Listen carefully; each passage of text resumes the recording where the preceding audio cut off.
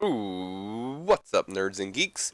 My name is OMGWTF, LOL, Welcome back to more Total Extreme Wrestling 2013. We are playing as the WWE in the year 2015, and we are booking Monday Night Raw.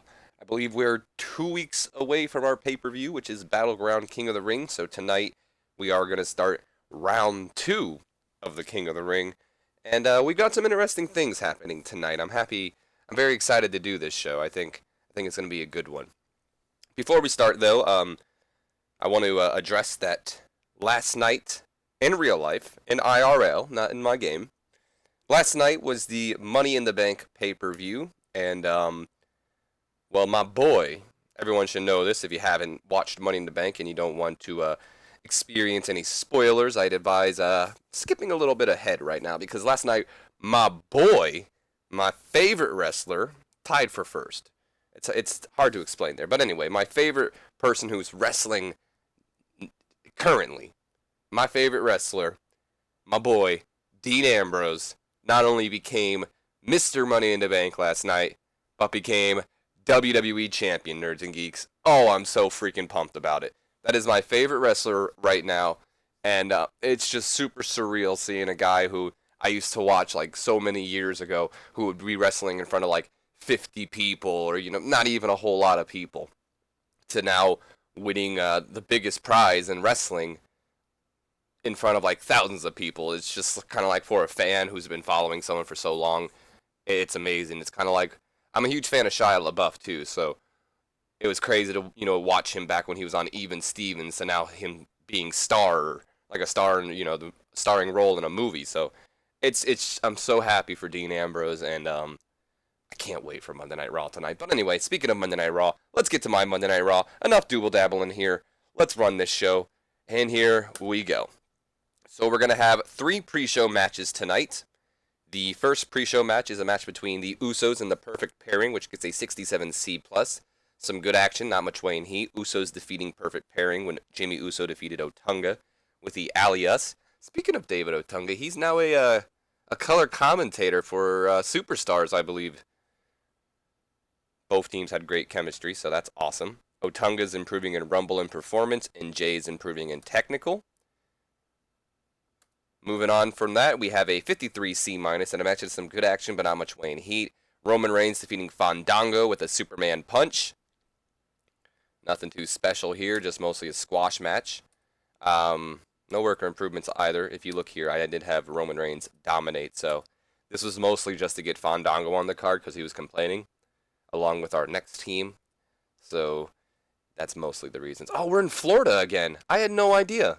Well, I guess Sami Zayn's going to get a pretty big pop tonight. That wasn't on purpose. The first time I did a Sami Zayn's debut on Raw, I purposely made it in Florida just so I can see, like, if it would help him at all. This is a complete accident, but I'm not changing it because I'm not. Simple as that. And our main event of the pre-show is Sheamus and Wade Barrett taking on the team of Mark Henry and Jack Swagger. We already know that they don't work well as a team, but I like them as a team, and it's on the pre-show, so I'm not really caring. Both men were complaining that they weren't being booked, so I booked them in the match. And about to feature great action and average heat, Sheamus and Wade Barrett defeating the team of Mark Henry and Swagger. When Sheamus, wow, defeated Henry? Really? Defeated Mark Henry with a bro kick. Thought it was going to be Swagger. Sheamus is improving in Rumble. And there's that. I would like to mention that William Regal was accompanying both these men to the ring. We didn't get any negative or positives or really anything, so just to assume that's all good. So moving on to the start of the show, I'm glad I didn't press next again because, oh boy, I didn't think I pressed next in the first place. I thought I was still on that pre-show match. Starting off the show, we get an 80B with an angle featuring Jericho, Rusev, and Orton. Raw starts off with the ring set up for the highlight reel as Jericho's standing in center of the ring. Welcome, everybody, to Raw is Jericho! And tonight we start out the longest running episodic program in history with a highlight reel, baby! Tonight our 2 guests are bitter rivals. I won't lie, I'm a little afraid to have them on the show, since it seems anytime they're in the ring with each other, or even around each other, they start swinging. Jericho then introduces both Rusev and Randy Orton, Once both men are in the ring, Jericho takes the mic, and he says, "So I've done my research on you two, and it seems that this all started over Rusev costing Randy his shot at the WWE title. And I've got to be honest with you, Ruru. I don't know why I put that but there. That's why I paused. I've got to be honest with you, Ruru. If you dare cost me my shot at Battleground, I'll Glock you, baby." I don't know. I messed that sentence up, but who cares? But then, poor little Ruru got all upset. Oh, wait, this isn't correct. I double-checked this. So when I was writing this, I thought I actually had Randy Orton go over Rusev, but it's wrong. I haven't had Rusev lose to Randy Orton. Only 2 people have beaten Rusev, and I said this a couple weeks back when Jericho beat Rusev that, Orton, cost Rusev his match, and now 3 people, Cena, Orton, and Jericho, have beaten him. That was wrong. Rusev has not lost to Randy Orton, so he's only lost to Jericho and Cena in one-on-one action already. So, basically, what I'll like to say here is, that poor little Ruru got upset when Randy Orton ruined his unblemished record that was already blemished by John Cena when he came out and cost you your match against me. Rusev then says, "You shut your mouth, you stupid American." Gotta go here, of course. Jericho replies, "I'm Canadian, actually, but I'm all ears. What's up, Ruru?" "Whatever you are, you stupid American, and stop calling me Ruru. Randy Orton is just mad because he couldn't beat the great Seth Rollins for the WWE Championship, and now he's even madder because he can't beat Rusev, because he knows Rusev is unstoppable." Jericho then says, "Hey, Ruru, I hate to be the bearer of bad news, but you're not unstoppable. In fact, I'm pretty sure John Cena's beaten you, and if I remember correctly, oh yeah, that's right, Junior, so have I. Your victory, just like stupid Cena's, was a fluke. If you step back in the ring with me, you wouldn't be able to walk away with your championship. Or you wouldn't even be able to walk into your championship match. He doesn't have a championship. Besides, you only won because of stupid Randy Orton." Orton then goes, "Funny how things come full circle, ain't it, Rusev? You cost me my title shot, so I cost you yet another match. And soon to be 3 once I get my hands on you again. Now hold on there, Randy. Wait, what? I don't know. Oh, wait, excuse me. I really need to proofread my stuff sometimes. Hold on there, Randy. I don't want no fighting on my set. You two agreed. But you know what, Rusev? Step up, then. You want to get your win back? Put your money where your mouth is, Junior. Face me tonight, and we'll see how unstoppable the Bulgarian brute really is." You're crazy. Are you serious? Do you think I'm stupid? Fight you so stupid Orton can interfere again? Orton then goes, "How about you grow a pair for once and stop making excuses? Don't blame me for you being afraid to take on Chris Jericho." "Oh, is poor little Ruru afraid he's going to lose to the best in the world at what I do? And what I do is beat you, Ruru." "Shut up! Shut your mouth! Jericho, you're on. Tonight I'm going to crush you. And just to make sure you stay out of the ring," and he points to Randy Orton when he says that, "just to make sure you stay out of the ring," then Rusev out of nowhere lands a super kick right on the jaw of Orton. And he begins to beat down Orton, tossing him into highlight reel chairs, tossing him all over the ring into the set pieces.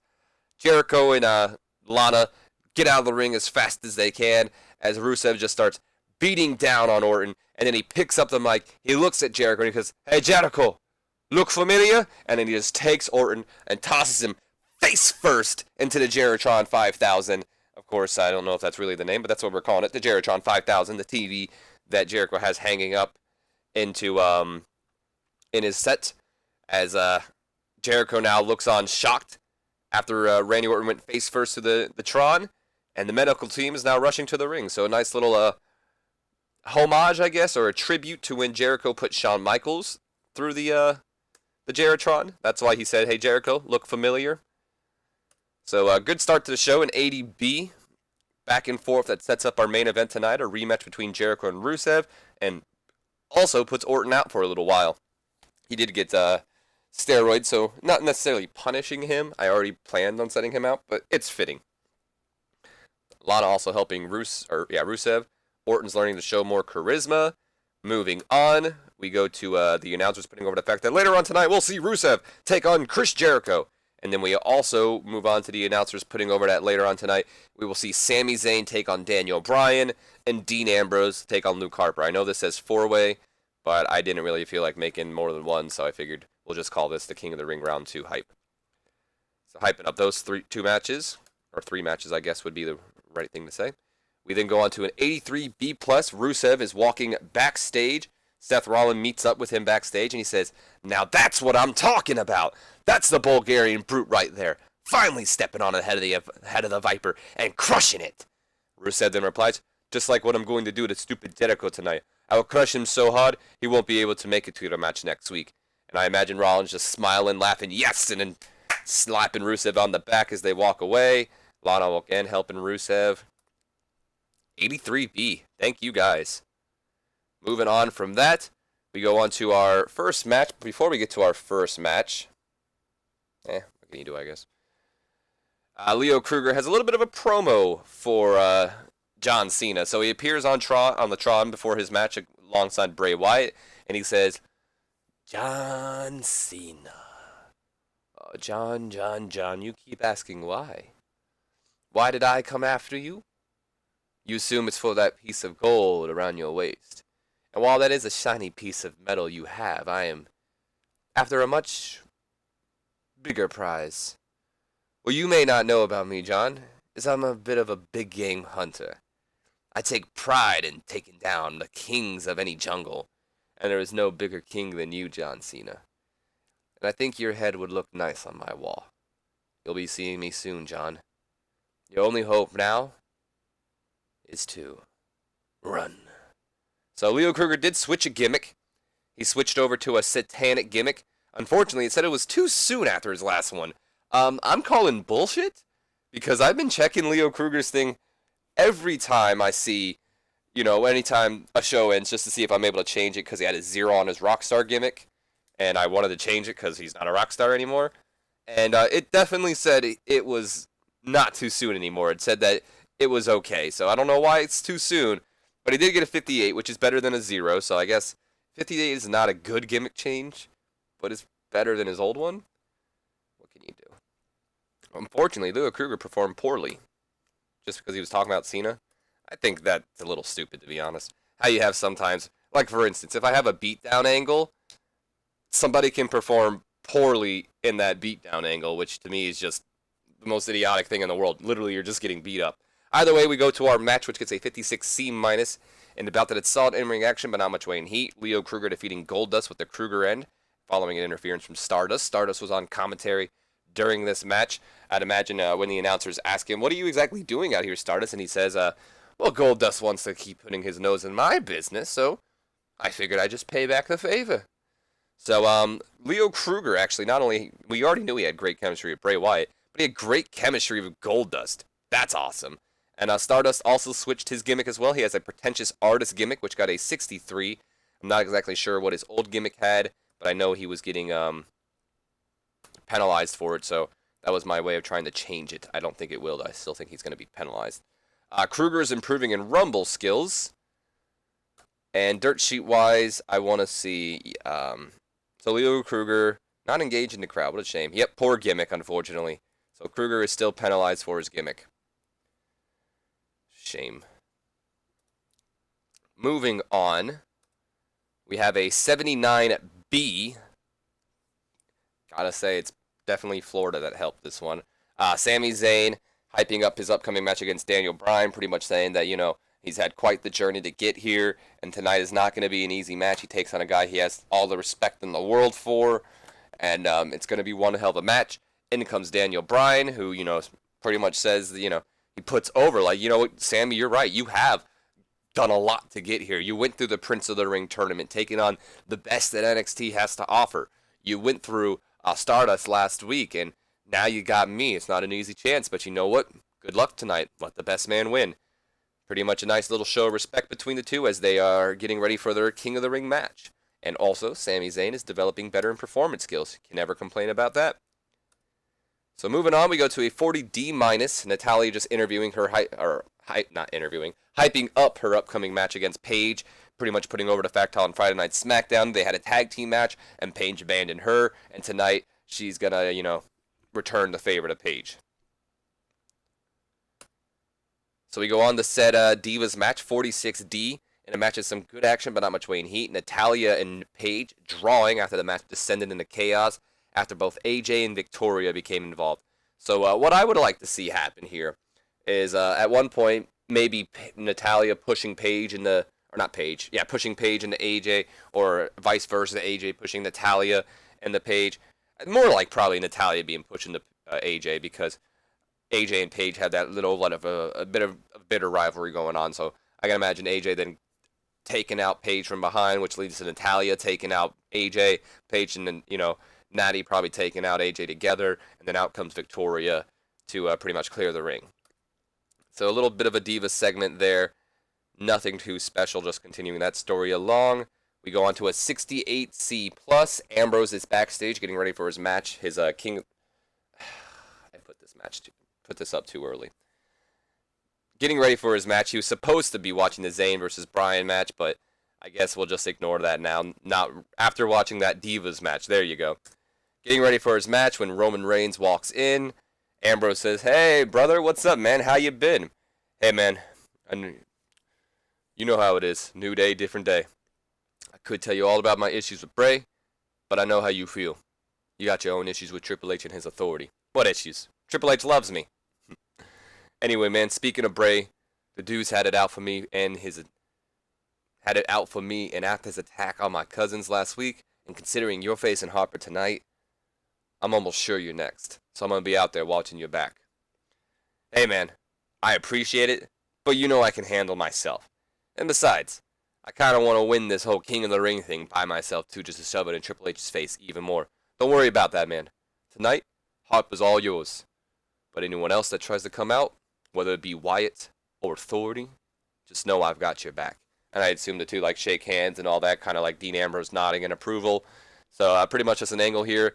Roman having his issues with the Wyatts, Ambrose being his so-called brother-in-arms, and with Ambrose taking on one of the Wyatt family members tonight in the King of the Ring, Harper. Roman's just kind of trying to look out for his buddy, especially after last week and his cousins being sent to the hospital. Moving on from this, we have a video just promoting Sami Zayn's journey, pretty much showing the Prince of the Ring tournament matches, and last week's match against Sami Zayn. Pretty much just hyping him up. Got a 79B for that. Moving on, we see Sami Zayn getting ready for his match, and then I believe we also see, Daniel Bryan making his way down to the ring. And we have our match, which does a 73B-. Not too shabby indeed. I kind of wish this would have done a V, just because I was seeing all those Sami Zayn Bs. But a 73B- is not bad at all either. And about that featured great action and a good crowd. Daniel Bryan defeating Sami Zayn in 16 minutes and 25 seconds with the no lock. So Daniel's improving in performance. Sami's improving in Rumble. Here are our road agent notes. We had Sami get protected during the match because I wanted him to still look strong. And out of curiosity, Daniel Bryan and Sami did not really get penalized for anything, just holding back, but that's just because it's Monday Night Raw. Awesome. So moving on from this, we go to a 75B-, where Sami Zayn is just looking pretty upset in the ring, like, damn it, I just lost my King of the Ring opportunity. I just lost a chance to, become the #1 contender at the Royal Rumble. I don't think I've actually mentioned that yet. I've been meaning to mention that for not months, but weeks since I've been recording. The winner of the King of the Ring tournament, it's kind of like the Royal Rumble. They are the #1 contender for the day. They basically receive a world championship at the Royal Rumble. I feel like it falls in the whole royalty line, King of the Ring, Royal Rumble, and a little bit something to make the King of the Ring feel a little bit more special than it already is. Either way, Sami's looking pretty beat up. Daniel Bryan comes over to him, extends his hand. Sami shakes his hand. The two, respect being shown by the both of them. They had a great match. Sami gave it all he's got. Daniel Bryan was able to beat him, though. And let's just go ahead and put this in. King of the Ring round 3. And we have Daniel Bryan versus, and it's not going to be the winner of this match. I know I've been doing that lately, but it'll be the winner of the Neville versus Dolph Ziggler match and the winner of these matches, Dean and Harper and Roman and Rusev. will be the ones to face each other at the Battleground pay-per-view in the semifinals. So moving on from the handshake angle, we have a 75 B- as the shows John Cena walk into the ring before the commercial break. We then come back from that commercial break with a 76 B-. Cena, oh God, Leo Kruger, come on. Cena is making his way down to the ring, taking the mic, and he wastes no time getting to his point. How's everyone doing tonight? You know, when I usually come out here, I'm all about having fun, making sure everybody's having a good time.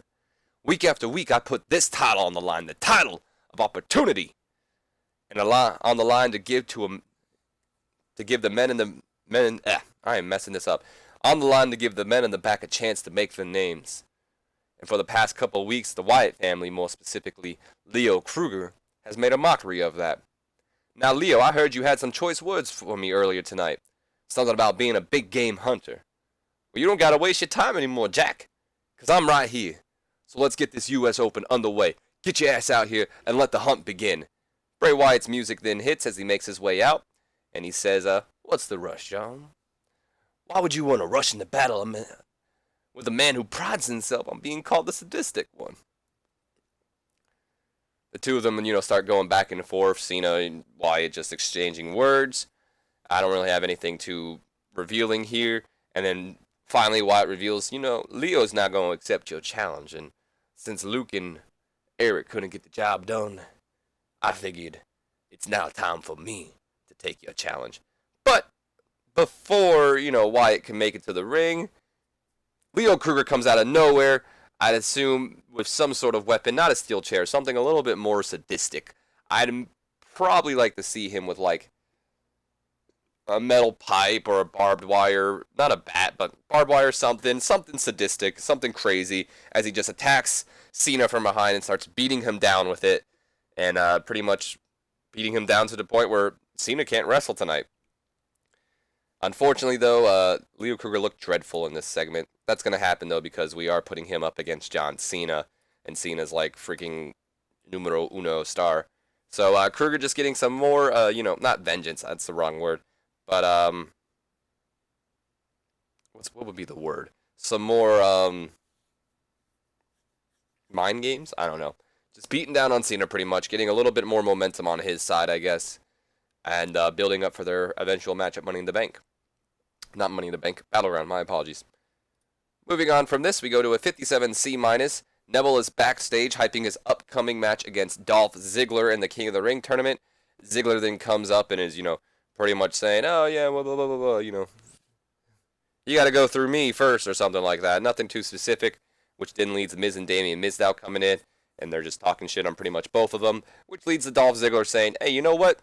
How about you two take on me and Neville tonight? And Neville performed poorly, unfortunately, but again, he's in the ring with a main eventer, a upper mid-carder. Well, maybe. Well, Damien Mizdow didn't really do much. Neville is developing better in performance skills, though, so that's awesome. And this just sets up for a tag team match later on tonight. Speaking of that tag team match, we go to a 63C, and a match has some good action, but not much weighing heat. Neville and Dolph Ziggler defeating The Miz and Damien Mizdow, when Neville defeated The Miz with the red arrow.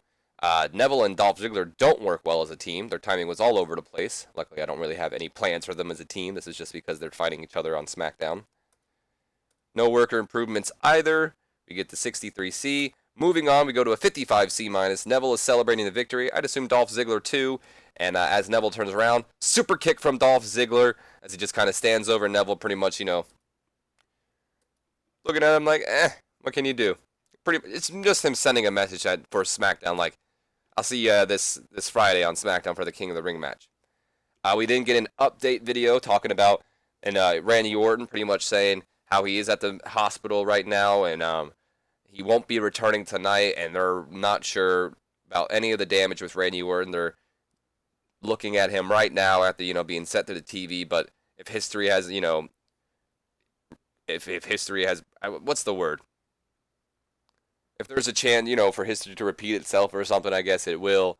And if history's repeating itself tonight, if this is anything like Shawn Michaels' injury when Jericho put him through it, we can expect to see Randy Orton not back in a little while. So just an update video on Randy Orton.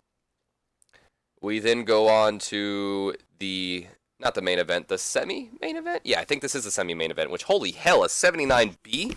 Hell yes. Why did this do that well? An bout that featured great action and average heat. Ambrose defeating Luke Harper in 15 minutes and 42 seconds with the headlock driver. We had a lot of interference in this.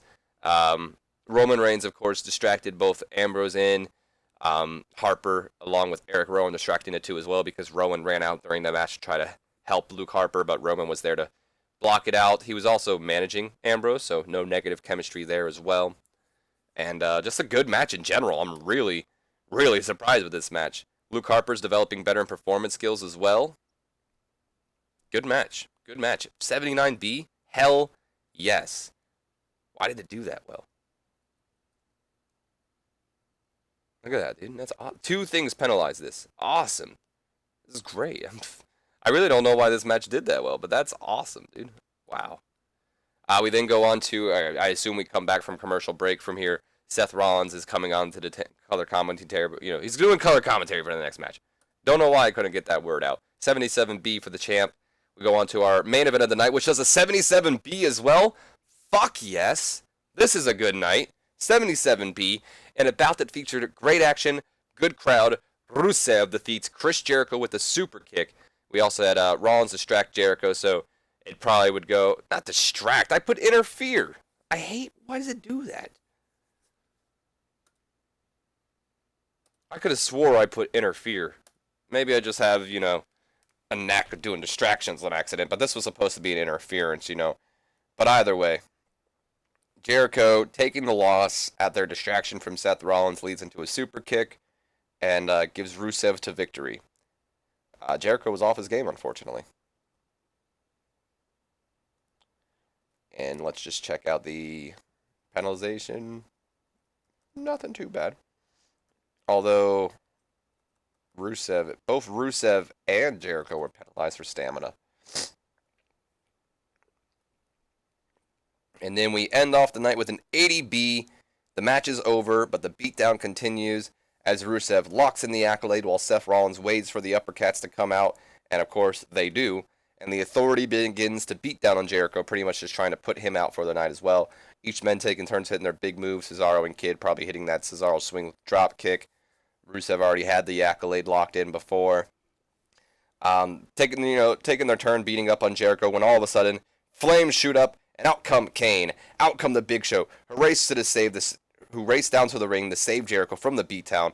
All four members of the Authority leave the ring as fast as they can, and Raw ends with the Authority just backing down from the threat of showing Kane, while the announcers put over the fact that they may just get the last laugh tonight after taking out both Randy Orton and Chris Jericho.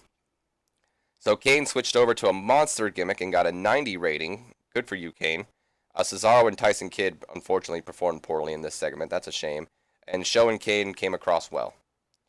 So worker improvements, there are none. And that's about going to do it. I want to look at the dirt sheet real quick, though. So, literally, there was no negatives for this.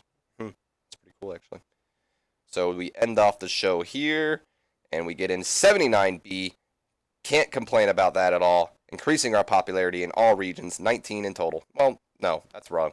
There's more than 19, but we stayed the same in America and Canada. Increased our popularity everywhere else, I believe.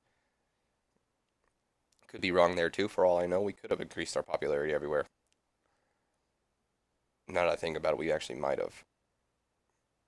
I don't know. Still a good show, nonetheless. And we had the number one slot. Awesome for that. So Monday Night Raw.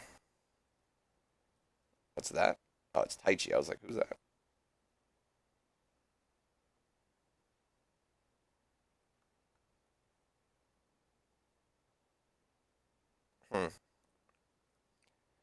Oh boy, why? She's not exactly the best. Although I do love Shelly Martinez. I think she's great. And so we had some decisions, but I'm actually going to end this episode off right here. I'm not even going to go to the other screen, because I have hired some people that I want to keep a surprise for you, and I am a little worried that it will show their name on the road agent notes, and I'm pretty sure the decision is for another person I've hired. So, like I said, I'm going to end this episode off here. I know I usually show off the rivalries and all that other fun jazz, but in the in the interest of keeping everything spoiler free, I'm going to end it right here. So my name's been OMGWTF, LOLFTWBRB. Hope you guys have enjoyed this episode. If you have, do me a favor, leave me a comment, like, and subscribe if you have not already. And as always, Nerds and Geeks, I will see you guys next time for Friday Night SmackDown. So until then, have a wonderful day.